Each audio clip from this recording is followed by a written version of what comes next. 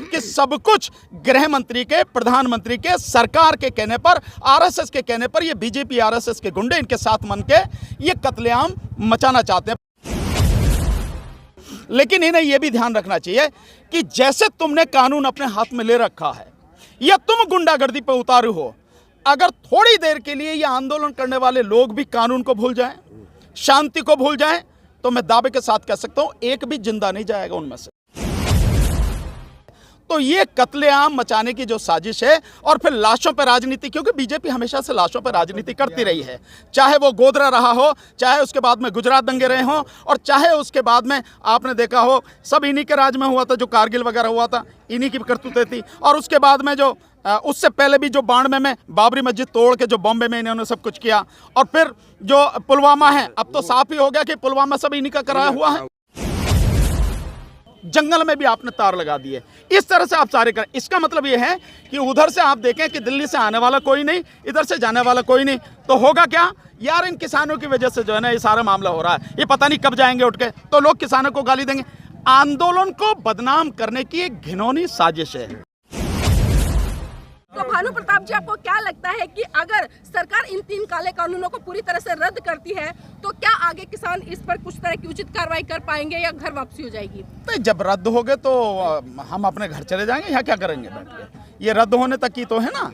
जिस दिन सरकार इनको वापस ले लेगी उस दिन जो है हम लोग अपने घर चले जाएंगे, बात खत्म। लेकिन हमने देखा था कि जिस तरह से जियो आया और जिस तरह से जो सरकारी संस्थाएं थी BSNL वो खत्म कर दी गई थी, तो क्या लगता है कि MSP निर्धारित होने के बाद जो सरकारी मंडियां है वो खत्म नहीं हो जाएंगी? नहीं, केवल MSP निर्धारित की जो बात कर रहे हो, अगर MSP कानून भी बन जाए और ये कानून जो तीनों कानून है ये बने रहते हैं, तो MSP किसी किसान को नहीं मिलेगी। MSP का कोई मतलब नहीं है जी। मतलब तभी है कि तीनों कानून वापस हों और उसके बाद MSP कानून बने। और MSP भी वो नहीं जो आज दी जा रही है। आज जो MSP दी जा रही है इससे 1.5 गुना MSP, क्योंकि स्वामीनाथन कमीशन के हिसाब से 1.5 गुना MSP जो है वो आज के हिसाब से 1.5 गुना बनेगी, वो बनती है MSP। उसको कानूनी बनाया जाए। साथ में वो 23 फसलों पर जो घोषणा की जाती है, दी भी वो 23 ही फसलों पर जानी चाहिए, यानी 23 फसलें MSP पे खरीदी जानी चाहिए। अभी क्या है, मात्र 1.5 करोड़ के लगभग किसान जो हैं वो MSP का लाभ ले रहे हैं, यानी उसमें से जो गेहूं बेचते हैं और जो धान बेचते हैं केवल उनको, यानी 6% किसानों को उसका लाभ मिल रहा है। हमारी जो डिमांड है वो बहुत सीधी सी है, MSP न केवल कानून बने बल्कि सभी 23 फसलों पर मिले। सरकार खरीदे या जो भी खरीदे, MSP से कम पे ना खरीदे।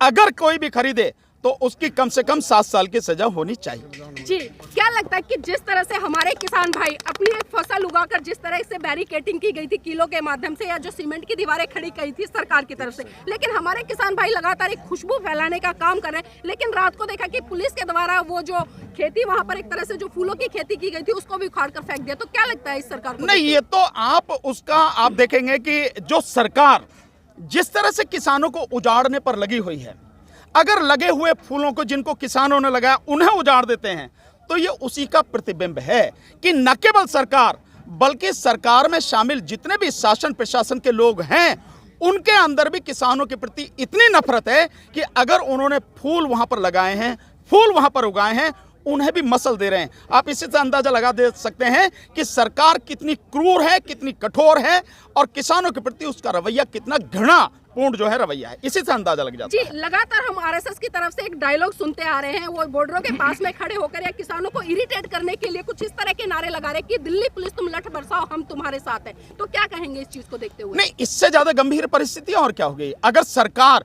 या तो ये माना जाए कि सरकार कमजोर है तो उनके बस की नहीं है इसलिए वो लोग उनकी मदद कर रहे हैं, या ये माना जाए कि सरकार के साथ वो षड्यंत्र में शामिल हैं, वो RSS के और BJP के गुंडे जो हैं वो सब ये जो सारी भाषा बोल रहे हैं, इससे बहुत सीधा सीधा पूरी दुनिया के सामने स्पष्ट है कि सरकार इन BJP और RSS के गुंडों को लाके कत्लेआम मचाना चाहती है, अन्यथा उनका कोई मतलब नहीं है।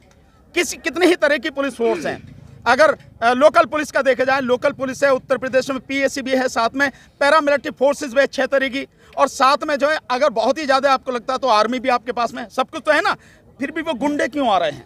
और सबसे बड़ी बात यह है कि विधायक अगर गुंडे लेके आता है और विधायक गुंडे लाके ये सारे डायलॉग, मतलब ये सारी जो है बातें भी कहता है और फिर गृह मंत्री को पत्र भी लिखता है, तो मैं समझता हूं गृह मंत्री अगर वाकई में एक साधारण व्यक्ति भी होते तो उन्हें उसी पत्र पर उस जो उनका वो विधायक है न केवल पार्टी से निकालना था बल्कि उसके खिलाफ एफआईआर दर्ज करा के उसे अरेस्ट करा के जेल भेजना था, पर ऐसा तो हुआ नहीं। इसका मतलब साफ है कि सब कुछ गृह मंत्री के, प्रधानमंत्री के, सरकार के कहने पर, आरएसएस के कहने पर ये बीजेपी आरएसएस के गुंडे इनके साथ मन के ये कत्लेआम मचाना चाहते हैं। पर मैं एक आपको सलाह देना चाहता हूँ, देखिए ये अपनी हर बार कोशिश कर रहे हैं। उस दिन जो 27 तारीख को था वाकई में बड़ी बुरी स्थिति यहाँ पर थी, लेकिन इन्हें यह भी ध्यान रखना चाहिए कि जैसे तुमने कानून अपने हाथ में ले रखा है या तुम गुंडागर्दी पर उतारू हो, अगर थोड़ी देर के लिए ये आंदोलन करने वाले लोग भी कानून को भूल जाएं, शांति को भूल जाएं, तो मैं दावे के साथ कह सकता हूं एक भी जिंदा नहीं जाएगा उनमें से। ये भी उन्हें समझना चाहिए, ये भी समझना चाहिए। तो ये कत्लेआम मचाने की जो साजिश है और फिर लाशों पर राजनीति, क्योंकि बीजेपी हमेशा से लाशों पर राजनीति करती रही है, चाहे वो गोधरा रहा हो, चाहे उसके बाद में गुजरात दंगे रहे हों, और चाहे उसके बाद में आपने देखा हो सब इन्हीं के राज में हुआ था, जो कारगिल वगैरह हुआ था इन्हीं की करतूतें थी। और उसके बाद में जो उससे पहले भी जो 92 में बाबरी मस्जिद तोड़ के जो बॉम्बे में इन्होंने सब कुछ किया, और फिर जो पुलवामा है, अब तो साफ ही हो गया कि पुलवामा सब इन्हीं का कराया हुआ है भाई। जो वो अर्नब गोस्वामी, उसकी चैट के बाद में ये स्पष्ट हो गया कि पुलवामा इन्हीं का कराया हुआ है सब कुछ, जिसमें हमारे 44 सीआरपीएफ के जवान शहीद हो गए। तो इससे भी आगे और आ जाओ तो लद्दाख में जो 20 हमारे जवान शहीद हुए वो सब इनकी करतूतें हैं। ये जो बाढ़ लगा रखी है ये वहाँ लगाओ ना जाके, अगर वहां लगाते तो शायद ऐसी स्थिति नहीं होती, लेकिन वहां नहीं लगा रहे हैं आप यहां लगा रहे हैं जो शांतिपूर्वक तरीके से किसान आंदोलन कर रहे हैं, जिसका उन्हें अधिकार है, जिसका सुप्रीम कोर्ट भी ढोल बजाकर बार बार कह रही है कि किसानों को आंदोलन करने का अधिकार। अच्छा वकील साहब, एक मेरा सवाल है और कानून से संबंधित है। जो रिहाना पॉप सिंगर है और हॉलीवुड की, उन्होंने ट्वीट किया और यहाँ गोबर भक्तों ने उनके खिलाफ एफआईआर दर्ज की दिल्ली पुलिस में। और देखिए दिल्ली पुलिस ने कितना बचकाना काम किया है कि उन्होंने रिपोर्ट भी लिख ली है। क्या सम्मान लेकर ये वहाँ जाएंगे?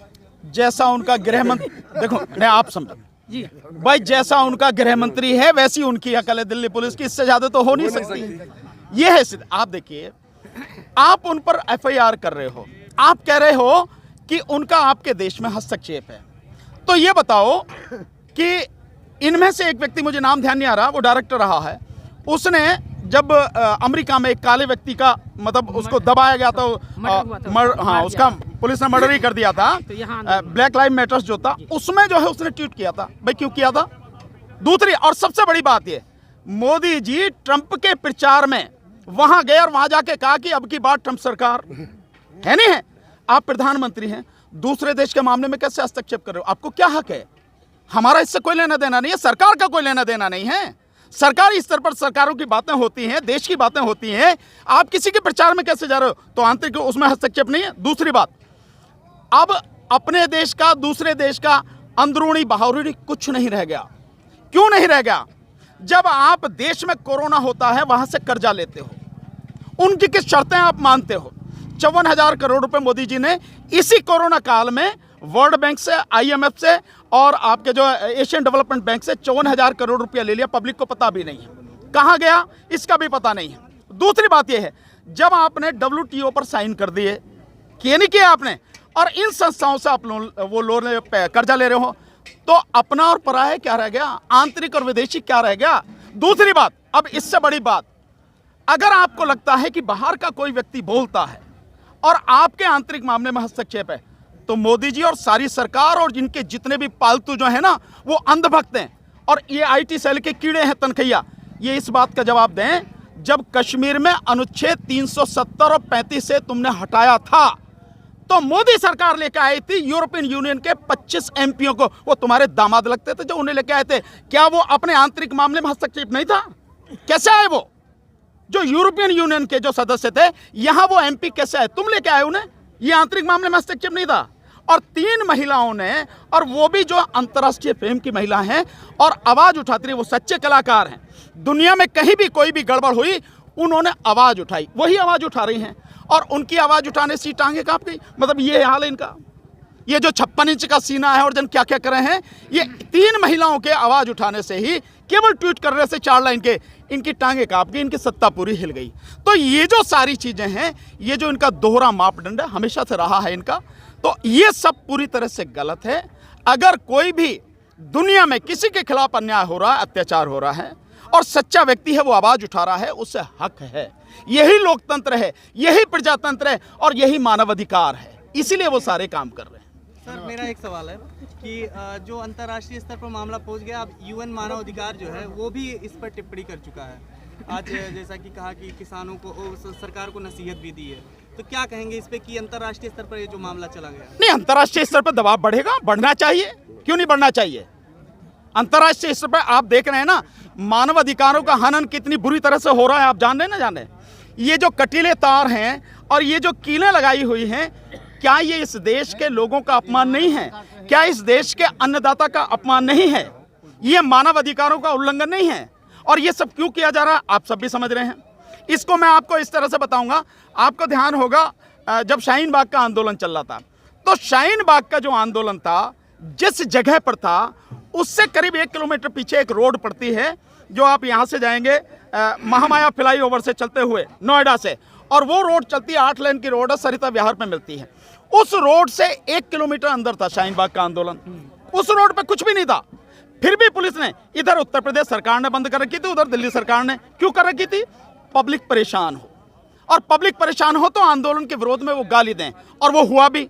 ठीक इसी तरह से ये जो कांटे लगा रखे, अगर इधर से हमें जाने वाली बात होती, यहां रोकते तो समझ में आता था, आपने पूरी बैरिकेडिंग कर दी, जंगल में भी आपने तार लगा दिए, इस तरह से आप सारे कर। इसका मतलब ये है कि उधर से आप देखें कि दिल्ली से आने वाला कोई नहीं, इधर से जाने वाला कोई नहीं, तो होगा क्या यार, इन किसानों की वजह से जो है ना ये सारा मामला हो रहा है, ये पता नहीं कब जाएंगे उठ के, तो लोग किसानों को गाली देंगे। आंदोलन को बदनाम करने की एक घिनौनी साजिश है। दूसरी बात, ये जो कांटे लगाए गए हैं, मेरा एक निवेदन है, मोदी जी के पास तो अभी पैसे वैसे तो पड़े होंगे, हाँ, तो मोदी जी को इन 3 जगह से काम नहीं चलेगा, क्योंकि इन 3 जगह कांटे लगाने के बावजूद भी दिल्ली में जाने के 15 रास्ते खुले हुए हैं। अगर हमें जाना होता तो 26 तारीख को किसी के बाप में हिम्मत नहीं थी, हम वहीं बैठे थे, वहीं बैठ जाते, कोई दिक्कत नहीं थी, सब चले जाते। लेकिन हमने ऐसा नहीं किया, हम शांतिपूर्वक तरीके से आंदोलन करने वाले लोग हैं और हम वापस आ गए। अब अगर जाना हो तो 15 रास्तों से आराम से जा सकते हैं, तो आप फिर वहां भी लगाइए कटीले तार।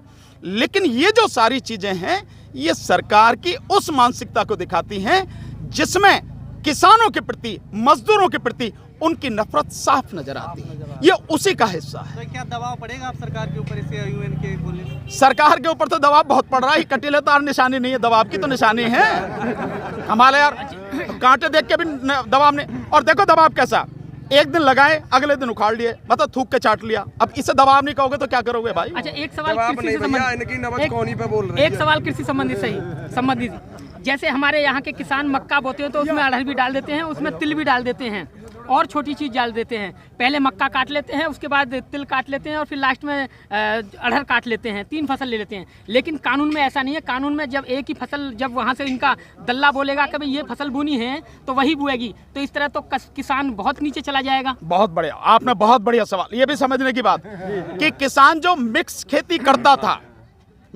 करता था, ईख बोई तो उसके चारों तरफ जो है ना अरहर की बाढ़ लगा दी, ठीक है ना जी। गेहूं बोया तो सरसों बीच में बो दी, ये सारे होते थे। मूंग बोई तो साथ में जो है उसमें अरहर भी बो दी। नहीं कर सकेगा। इसका मतलब ये है कि पूरी तरह से, मैं कह ही रहा हूं बार बार, कि किसान अपनी ही जमीन पर पहले मजदूर बनेगा, उसके बाद में गुलाम बनेगा, और उसके बाद कर्जदार तो बन ही जाएगा, गुलाम बनेगा। मजदूर जिस दिन बन गया उसी दिन कर्जदार बन जाएगा, और फिर वो गुलाम बनेगा और देश तबाही के रास्ते पर आगे बढ़ जाएगा। ये इस तरह के कानून है। क्या कार्ल मार्क्स का एक वो था कि जब किसानों पे भी, या जब कोई अपनी ज़मीन के ज़्यादा गरीबी बन जाएगा तो ये गरीब लोग इकट्ठे होंगे और फिर वो खूनी संघर्ष ऐसा भी होगा? उनका कार्ल मार्क्स का भी कहना जो है, यहाँ पे जितने भी लोग हैं ये सब बहुत शांतिपूर्वक आंदोलन करने वाले साथी हैं। अगर खूनी संघर्ष वाली बात है तो वो केवल सरकार कर रही है। आप देख रहे होंगे, आने वाले समय का पता नहीं है क्या होगा। आने वाले के समय में इतना ही कह सकता हूं, अगर सरकार अपनी जिद पर अड़ी रही और सरकार कानूनों को वापस नहीं लेती तो आंदोलन लगातार चलेगा। वो 6 महीने चले, 10 महीने चले, साल चले, 2 साल चले, 4 साल चले, इससे कोई लेना देना नहीं है। रही खूनी तो वो सरकार तो कर सकती है, हम में से कोई भी किसी भी तरह का हाथ उठाएगा नहीं। हाँ, ये बात जरूर बता दे रहा हूँ सर, एक मिनट, पेशेंस होते हैं वो कब तक रहेंगे? एक मिनट, पेशेंस हमारी हमेशा रहेगी, हमेशा। हम पेशेंस अपने खोने वाले नहीं है, अपना धैर्य खोने वाले नहीं हैं, हम धैर्य वाले लोग हैं। उस दिन भी जो वो गुंडागर्दी कर रहे थे, अगर हम धैर्य खोते तो वो जितने भी आए थे उनका क्या हाल होता उन्हें भी अंदाजा नहीं है। बात यह है, मैं इसको जरूर कह रहा हूं कि अगर यहां आके पुलिस कोई कार्रवाई करे, सरकार कार्रवाई करे, वो एक अलग चीज है, पर अगर गुंडे आके उनके साथ में कार्रवाई करें तो भाई हम जो है ऐसे जो है ना, वो भी नहीं है, साधु महात्मा भी नहीं है कि बैठे ही रहेंगे, क्योंकि आत्मरक्षा का अधिकार इस देश के संविधान ने सबको दिया है। बस वकील साहब, इसमें जो चक्का जाम हुआ है आज, निजी उद्योगपति की या जो है, एक-एक करके पूछो। निजी उद्योगपति की किसी व्यवसाय में क्या मर्यादा होनी चाहिए? किसकी? क्या होनी चाहिए? निजी उद्योगपति की किसी भी व्यवसाय में, उद्योग धंधे में क्या मर्यादा होनी चाहिए? नहीं, वो मर्यादा तो खत्म हो गई, वो अपना काम करें, हम तो कृषि की बात करें।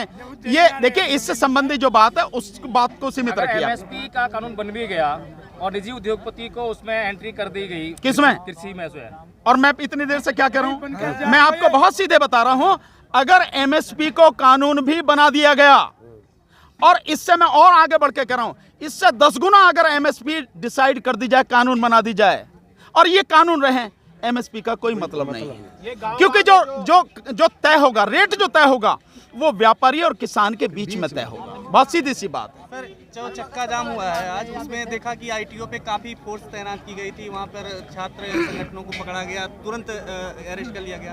क्या इस चीज को कैसे देखते हैं? नहीं यार, देखो, पुलिस का काम है, जो पुलिस को करना है वो पुलिस करती है, हमारा जो काम है हमें करना है, बात खत्म। लेकिन उत्तर प्रदेश और उत्तराखंड में जो नहीं हुआ, इसमें इनपुट मिले थे बताया जा रहा, तो ये क्या इनपुट मिले थे उधर उन्हें? रोक नहीं पा रही थी। क्या इनपुट मिले थे? किसानों को ये लगा था कि कहीं हिंसा हो सकती है। किसानों को कहीं नहीं लगा। किसान जितने भी हैं उन्होंने बहुत शांतिपूर्वक तरीके से उत्तर प्रदेश, उत्तराखंड और दिल्ली को छोड़ के जहां भी हैं, हरियाणा में देखो आप, और आप पंजाब में देखो, इस आंदोलन को, आज का जो आंदोलन है, इसको बहुत शांतिपूर्वक तरीके से संपन्न किया है। आपने देखा होगा जो वीडियो आ रही हैं, उन वीडियोज में बाकायदे किसान जो साथी हैं वो ये कह रहे हैं कि भाई जगह आप थोड़ा सा बना के रखिए ताकि कोई एम्बुलेंस या जरूरी वो हो, वो सब निकलती रहे, वो सब कुछ हुआ है।